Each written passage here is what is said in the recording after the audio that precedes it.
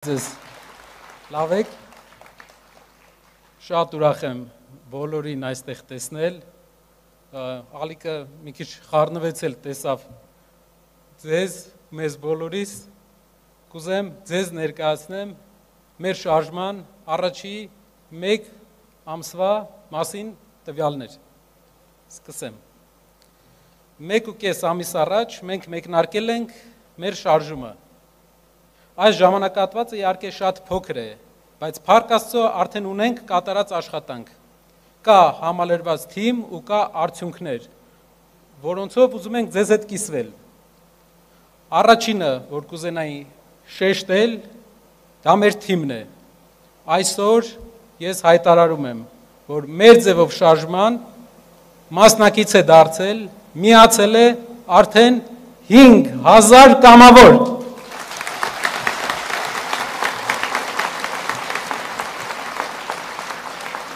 Ամեն օր հարյուրավոր մարդիկ զանգահարում են, համացանցային կապ են հաստատում և միանում են մեզ առաջարկելով կամավորականություն, որպեսզի երկրում հնարավոր լինի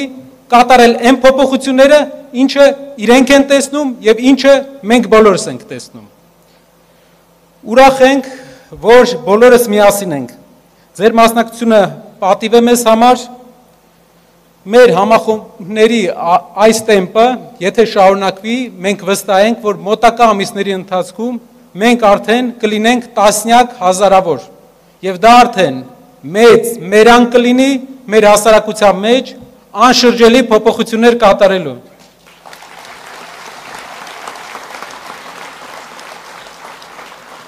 Թիմը երիտասարդ է, այդ պատճառով երբեմն մեզ հարցնում են,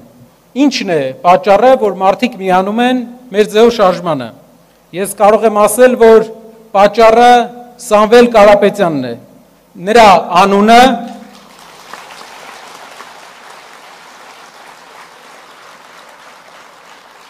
այն վստահությունը, որ մենք բոլորս ունենք, որ նա հետևողական է լինելու, շարունակելու է չգցել հայ ազգի անունը, պահպանել մեր պատիվը, չի նայելու մեր ժողովրդի աշխատած կոպեկին, մենք վստահ ենք, չէ, հայրենակիցներ ջան, որ դա այդպես է։ Եվ իր գաղափարներով, իր ծրագրերով մենք Հայաստանը դարձնելու ենք գոնե մեր տարածաշրջանում օրինակելի երկիր։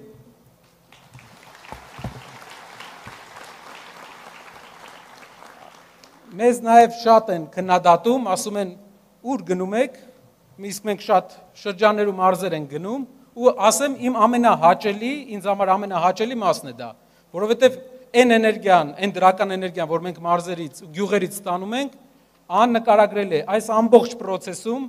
այս Հորձանոթում ինչի մեջ մենք հայտնվել ենք, իմ համար ամենաուրախ օրերը ես տեսել եմ գյուղերում, այցելելով գյուղեր։ Շատերը խոսում են, որ գյուղերում մարդիկ ունեն պրոիշխանական հայացքներ և իրենց ձեռք է տալիս այս ամենը ինչ տեղի է ունենում։ Ես վստահեցնում եմ, դա առասպել էր, գյուղերում մենք տեսանք մեծ հակազդեցություն և գյուղերում տեսանք գաղափարներ։ Մեզ առաջարկում էին այնպիսի գաղափարներ, անգամ տնտեսագիտական, որ մեր տնտեսագիտական թիմը դեռ չէր հանգել դրան, ու այդ մարդիկ իրենց գաղափարները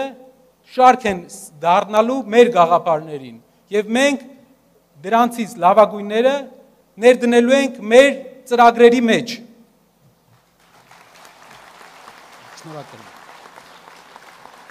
Շատ են քննադատում, ասում են, քաղաքական ուժը ինչպես կարող է լինել միայն տնտեսությունից խոսել, ձեզ մոտ ստացվում է տնտեսությունը, դրանից էլ խոսում եք։ Ասեմ շատ կարևոր բան, ասում են զբաղվեք քաղաքականությամբ։ Շորջ ջան, 30 տարի զբաղվել են քաղաքականությամբ, ոնց են զբաղվել։ Լավ են զբաղվել։ Մենք պետք է զբաղվենք տնտեսությամբ։ Մեր երկրի ղեկավարները իրենց ժամանակի 80%-ը պետք է ծախսեն տնտեսության վրա։ Երբ մենք նայում ենք օտար երկրների նախընտրական ամբողջ քարոզարշավները բոլորը տնտեսության մասին են։ նայում ենք Հայաստանինը, բոլորը իրար մասին է։ Մարդիկ իրար մասին են մենակ խոսում։ Կյանքի, ասում են, ինչ կապ ունի Թալինում ինչ ես կառուցելու։ Երկրում դու պետք է քաղաքական ինչ-որ միտք տաս։ Բայց Թալինում կառուցած գործարանից, Արմավիրում կառուցած մթերման կայանից է մեր երկրի տնտեսությունը ստեղծվում։ Մրցակցությունը ստեղծվում։ Եթե մենք մեր շրջանները չկարողանանք տնտեսապես կայացնենք, Երևանում նստած իրար հետ բանավիճելով չի։ Ու մենք շարունակելու ենք տնտեսության մասին խոսել։ Եթե մենք կարողանում ենք գործազրկության հարցը լուծել երկրում, մենք կարողանալու ենք նաև դրանով լուծել կրթության հարցը, որտեղ մարդիկ հնարավորություն են ունենալու ստանալ բարձր աշխատավարձներ, դասախոսները, ուսուցիչները, քանի որ պետության բյուջե ավել գումար է գնալու։ Պետությունը հնարավորություն է ունենալու վճարի, ստեղծի նեղ մասնագիտացված դպրոցներ, կրթահամալիրներ, որ մենք 21-րդ դարում մրցակցային լինենք, որովհետև բոլոր տեղերը նեղ մասնագիտական դպրոցներ են, համալսարաններ են, Հայաստանը դեռ այն հին իներցիայով մենք շարունակում ենք, չենք կարող բյուջե ավելացնենք։ Տնտեսություն է պետք, որ բյուջե ավելացնենք։ Տնտեսություն է պետք, որ բյուջե ավելացնենք առողջապահության մեջ։ Մարդիկ վախենում են գնան հիվանդանոց։ Գյուղերում երբ խոսում եմ, կանայք ասում են տղա ջան, դե չի ցավում, չեմ գնում։ Գնամ ծախսեմ անելու, ես է չգիտեմ, ինչի հետևանքա դա լինելու։ Շատ կարևոր է, որ երկրում լինի ապահովագրություն, բայց ճիշտ մշակված, եւ շատ կարևոր է, որ մարդիկ ունենալով աշխատանք, հնարավորություն ունենան չնայեն իրենց գրպանին, գնան ուղակի իրենց առողջությանը հետևեն, առանց վախի, եւ դա էլ է տնտեսություն։ Մենակ գործազրկությունը հաղթելով մենք դրան կգանք։ Երրորդ բանը, որ կուզեի ասել, էլի որ ասում են, մի հատ մեր անվտանգությունից ինչու չեք խոսում։ Սամվել Կարապետյանը իր մի ելույթի ժամանակ ասել է. մեր 44 օրյա պատերազմի անհաջողությունը մի բանից էր։ Մի շարք բաներից էր, որից ամենակարևորներից մեկը մի բան է։ Դա հարուստի ու աղքատի պատերազմ էր։ Հայ ժողովուրդը 2 օրվա ընթացքում ռազմաճակատ է ուղարկել 5000 կամավոր։ Ոչ մեկ իրավունք չունի ասել, որ հայ ժողովուրդը փախել է պատերազմից։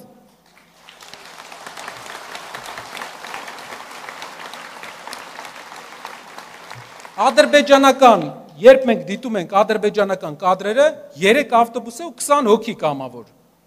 Մեր մոտ չեք հիշում հարյուրավոր, հազարավոր մարդիկ, բայց եւ դու աղքատ երկիր ես, զենք չես տալի այդ մարդուն, ասում ես տնից զրա բաշխոնը հագի, գնա,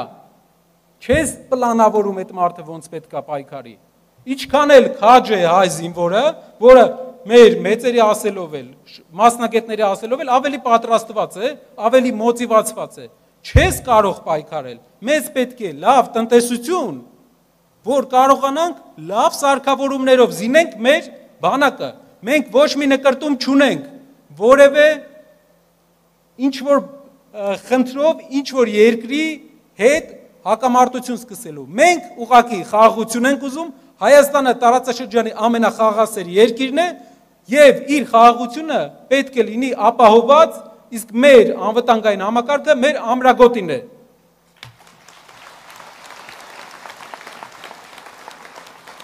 Երբ մենք լինենք հարուստ երկիր, երբ մենք լինենք իհարկե գերազանցելի, ավելի գերազանցելի էլ կլինի, ավելի գերազանցելի, բայց տարածաշրջանում ամենահարուստ երկրներից մեկը մեզ տարածաշրջանում ոչ մեկ չի համարձակվի նայել այս աչքով։ Մեր դաշնակիցներն էլ ուրիշ աչքով կնայեն։ Կտեսնեն, որ տնտեսական ուժ կա այս երկրի հետևը։ Դրա համար արգելի քաղաքացիներ ու հայրենակիցներ, քաղաքացիները մասում արդեն քաղաքական գործիչների խոսելա ոչ ամոթս, իմ հայրենակիցներ ու իմ ամենօրյա հարազատներ։ Մեր հիմնական քայլը յուրաքանչյուր քաղաքական ուժի, որը պետք է հարց լուծի Հայաստանում, ինքը միայն պետք է խոսա տնտեսությունից, լուծի տնտեսական հարցերը ու լուծի Հայաստանի հարցերի մեծ մասը։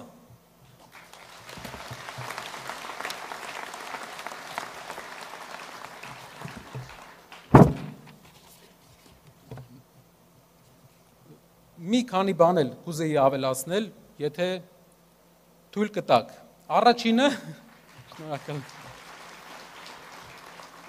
Առաջինը մենք երբեմն խոսում ենք, ներկայացնում ենք մեր պատմության տարբեր դրվագներ վերջի 100 տարվա։ Ու ես մի բան եմ նկատել, ամեն անգամ, երբ մի դրվագի մասին եմ խոսում, մեր իշխող ուժը թերահավատորեն է մոտենում, ասում է դրվագից խի ես խոսում։ Դա պետք է մոռանանք մենք, այն պետք է մոռանանք։ Պատմեմ ինչը։ Առաջինը, երբ 20-րդ դարը սկսվեց, գիտեք, տխուր դեպքերով, հայկական ջարդերով Օսմանյան կայսրությունում։ Երբ մենք խոսում ենք ջարդերից, ցեղասպանությունից, ասում են Թուրքիայի հետ հարաբերությունները կվատանա։ Չնայած որ Թուրքիայի հետ սահմանի հետ կապված երբեք Թուրքիայի պահանջը չի եղել ցեղասպանության հարցը օրակարգից հանել։ Թուրքիայի միակ պահանջը եղել է Քարվաճարի ազատագրման հարցը, դուք գիտեք այդ։ Բայց ասում են մի խոսա թուրքերի հետ կվատանանք։ Եվ դրանից հետո 20 թվից հետո եկել է երկրի խորհրդայնացումը։ Մի անգամ ես խոսքի մեջ ասեցի, որ խորհրդային միության ժամանակ մեր պապերը տարիքով շատ մարդիկ ովքեր այստեղ են 1000 հատ գործան են սարքել 10 տարում։ Դրանից հետո մարդիկ ասեցին դու քարոզ ես անում խորհրդային միության։ Հարգելիներս, խորհրդային միությունը գնացել է ու խորհրդային միության քանդման, կազմաքանդման հիմնական կատալիզատորը եղել է արցախյան շարժումը։ Եվ չի վերադառնա խորհրդային միությունը։ 21-րդ դարը դինամիկ ազգային պետությունների դար է, որը մենք պետք է լինենք։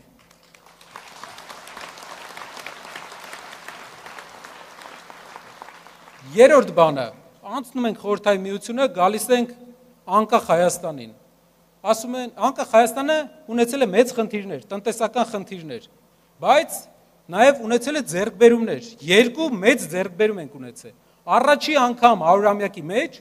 մենք մեր ուժերով առանց լուրջ օգնության հաղթել ենք մեր 100-ամյա հակառակորդին լավ կազմակերպվածության արդյունքում եւ մեր երկրի 30% ազատագրել ենք։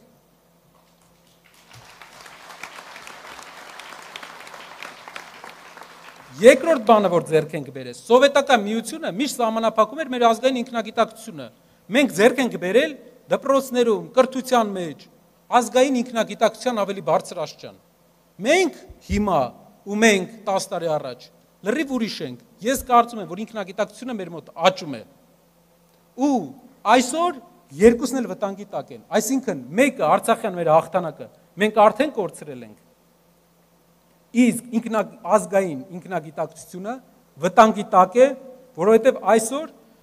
բոլոր տեղերից ենթարկվում է пассив հարցակումների, որ օֆիցիալ չեն ասում, բայց մենք տեսնում ենք, որ մեր տարբեր կետերից վերանում են մեր ազգային սիմվոլները։ Ու դա բերելու է, մենք գիտենք ոնց են իրենք սկսում։ Մեկից չեն ասում, որ մեծ բողոք չառաջացնեն, բայց քիչ-քիչ դրան են բերում։ Երկրորդն էլ մեր 30 տարվա մեջ մենք ունենք այդ հաղթանակը եւ մենք պետք է պահենք այդ հաղթանակը։ Մենք ունեցել ենք նաեւ այս վերջի 30 տարվա մեջ մի հատ կարևոր դաս։ 44-օրյա պատերազմի մասին ես պետք է խոսեմ։ 44-օրյա պատերազմը մեր հաղթանակից հետո մի կարևոր դաս է, որ մենք պետք է սերտենք, որ հետագայում այդ նույն խնդրին չանդրադառնանք։ Դա հայերի կողմից մի հատ հատկություն ունենք մենք, որը մեր վատ հատկություններից է։ Գրական բառը չեմ գտել, դրա համար խոսակցական եմ ասում։ Արխային ենք ընկնում։ Հաղթում ենք քաջաբար, դժվար, Ստեփանակերտի բունկերներում, բանում, պատվալներում տարիներով պաշտպանվում ենք, կռվում ենք, հաղթում ենք ու արխային ենք ընկնում։ Արխային ենք ընկնում, դրա 30 տարվա արխային ընկնելու արդյունքում մեր հակառակորդը ավելի երկարաժամկետ թշնամություն ունենալով, լինելով ավելի հեռանկարային, նայելով ավելի հեռանկարային իր ուժը ուժեղացնում էր, իսկ մենք հանգստացել էինք։ Մեր յուրաքանչյուր քաղաքական ուժ, որը հավակնում է լինել երկրի ղեկավար, հարց լուծել երկրում, պետք է մի բան անի։ Իշխանությունը վերցնելուց հետո այդ փառքի մեջ արխային չընկնի։ Պետք է արխային չընկնի։ Պետք է ամեն օր մի ոտ ավելի արագ լինեն, քան հարևանները։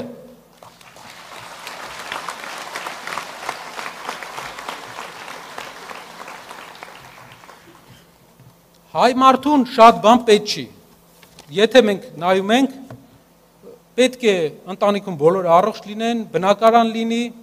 լավ կրթություն երեխաներին, մեծերը, որ անհոգ ծերություն ունենան։ Ու այսքան տաղանդ ունեցող ազգը չի կարող դրան չհասնել։ Ուղղակի լավ ուղղորդում է պետք։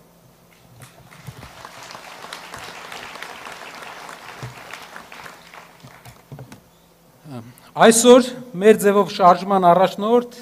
Սամվել Կարապետյանը շարունակում է գտնվել ապօրինի կալանքի տակ։ Ինչպես հայտնի է, մեկ պատճառով փոքրիկ խմբակին դուր չի եկել, որ նա պաշտպանել է իր եկեղեցուն եւ նա պաշտպանել է հայ առաքելական Սուրբ եկեղեցուն, որպես իմ ասած ազգային ինքնագիտակցության խրամատներից մեկը։ Բայց մի բան կարող եմ ասել իր խոսքերից։ Նա ասում է, նա ասել է, հայտարարել է, որ անգամ բանտախցում նա ավելի ազատ է, քան ժողովրդից մեկուսացրած փոքրիկ խմբակը։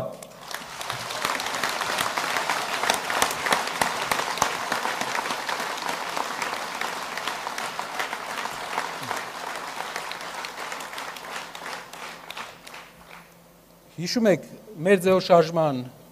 ստեղծման ժամանակ մենք հայտարարել ենք, որ լինելու է 5 աշխատանքային խումբ։